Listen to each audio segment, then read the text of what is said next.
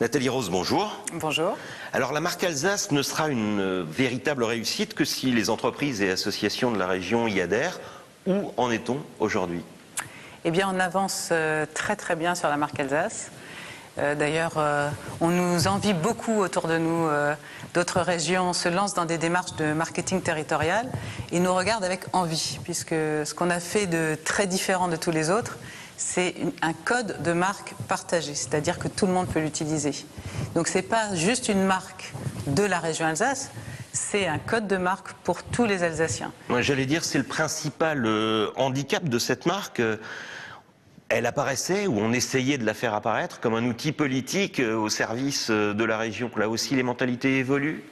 Oh, il y a toujours quelques réfractaires qui cherchent à nuire au projet, mais c'est un peu difficile de se mettre contre la marque Alsace, puisque aujourd'hui, il y a plus de 470 partenaires déjà de la marque.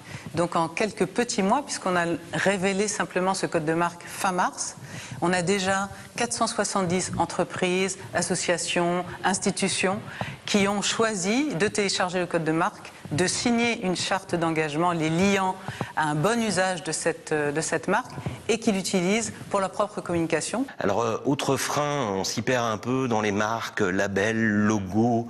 Dans la région, en plus, chaque collectivité, chaque association a le sien. Pourquoi l'Alsace s'imposerait-elle plus facilement qu'un autre? En réalité, le nom Alsace est déjà pratiquement en soi un label, puisque le nom Alsace évoque la qualité. Quand des Parisiens mettent leurs enfants à l'école alsacienne, c'est parce qu'ils savent que dans cette école, il y aura une bonne éducation, il y aura une transmission de valeurs, il y aura un encadrement qui sera exemplaire. Et c'est un petit peu ce côté qualitatif de l'Alsace qui rend notre région si forte et qui nous donne un atout extraordinaire pour communiquer et rendre notre région attractive. Alors on a lu ce matin qu'il y aurait peut-être la création d'une agence dédiée à la marque Alsace. Vous pouvez confirmer cette information? Alors, pour moi, il ne s'agit surtout pas de créer une agence. Je suis réjouie à l'idée de la fusion très prochaine des agences de tourisme alsaciennes, qu'elles soient départementales ou régionales, des agences de développement économique de l'Alsace. Tout ceci fait partie du programme de développement de l'attractivité de notre région.